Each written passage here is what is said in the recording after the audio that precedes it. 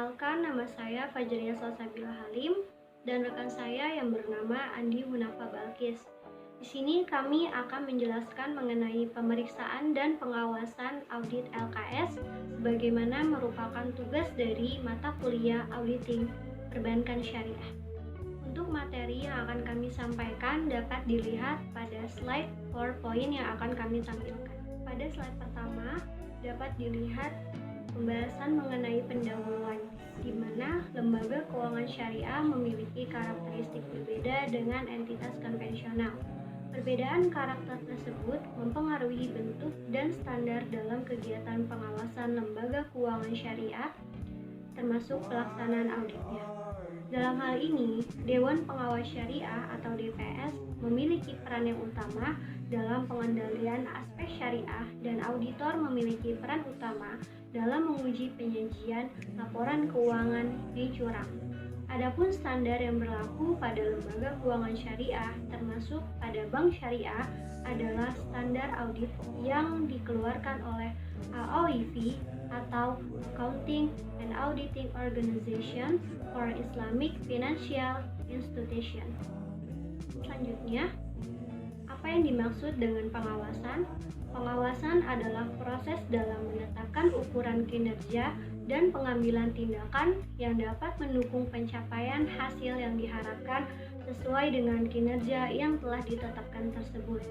Adapun pengawasan menurut dari beberapa ahli yang dikemukakan oleh Winardi bahwa pengawasan adalah semua aktivitas yang dilaksanakan oleh pihak manajer dalam upaya memastikan bahwa hasil aktual sesuai dengan hasil yang direncanakan.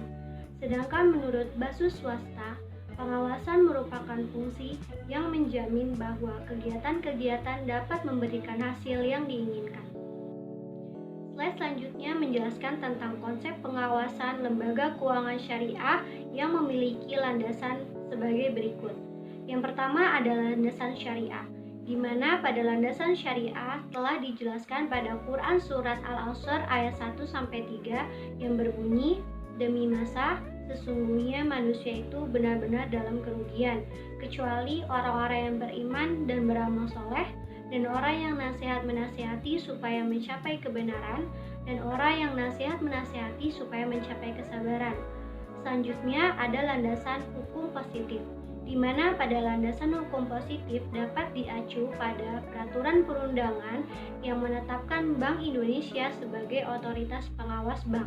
Dalam hal ini dijelaskan pada pasal 29 ayat 1 yang tertera pada Undang-Undang Nomor 7 Tahun 1992 sebagaimana yang telah diubah dengan Undang-Undang Nomor 10 Tahun 1998 tentang perbankan yang berbunyi pembinaan dan pengawasan bank dilakukan oleh Bank Indonesia. Slide selanjutnya kita akan membahas tentang audit syariah, di mana pada audit syariah dapat dimaknai sebagai suatu proses untuk memastikan bahwa aktivitas-aktivitas yang dilakukan oleh institusi keuangan Islam tidak melanggar syariah atau pengujian kepatuhan syariah secara menyeluruh terhadap aktivitas lembaga keuangan syariah. Tujuannya dari audit syariah ini adalah untuk memastikan kesesuaian seluruh operasional lembaga keuangan syariah dengan prinsip dan aturan syariah yang digunakan sebagai pedoman bagi manajemen dalam mengoperasikan lembaga keuangan syariah. Assalamualaikum warahmatullahi wabarakatuh. Saya Andi Hunafa Balkis akan melanjutkan presentasi yang telah dijelaskan oleh Fajriya Salsabila. Prosedur audit secara umum dan tetap diberlakukan pada audit lembaga keuangan syariah, yaitu yang pertama, prosedur analitis atau mempelajari dan membandingkan data yang memiliki hubungan. Lalu yang kedua, menginspeksi pemeriksaan dokumen, catatan, dan pemeriksaan fisik atas sumber-sumber berwujud. Lalu yang ketiga, mengkonfirmasi atau pengajuan pertanyaan pada pihak intern atau ekstern untuk mendapatkan informasi. Lalu yang keempat, menghitung dan menelusuri dokumen. Dan yang terakhir, yang kelima, mencocokkan dokumen. Selanjutnya, unsur-unsur yang dilakukan pada audit lembaga keuangan syariah yaitu Yang pertama, pengungkapan kewajaran penyajian laporan keuangan dan unsur kepatuhan syariah. Lalu yang kedua, memeriksa akunting dalam aspek produk, baik sumber dana ataupun pembiayaan. Lalu yang ketiga, pemeriksaan distribusi profit. Yang keempat, pengajuan pendapatan cash basis secara real.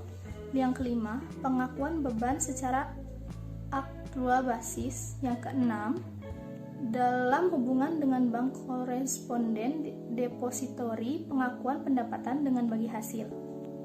Dan yang ketujuh, pemeriksaan atas sumber dan penggunaan zakat, ada tidaknya transaksi yang mengandung unsur-unsur yang tidak sesuai dengan syariah.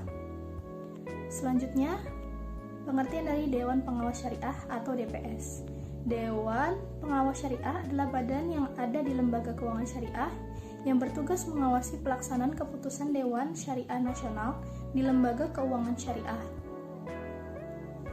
Peranan Dewan Pengawas Syariah sangat strategis dalam penerapan prinsip syariah di lembaga perbankan syariah dikarenakan menyangkut kepentingan seluruh pengguna lembaga tersebut. Sekian dari presentasi kelompok ini. Terima kasih telah menyimak. Bila ada kurang tolong dimaafkan. Terima kasih. Wassalamualaikum warahmatullahi wabarakatuh.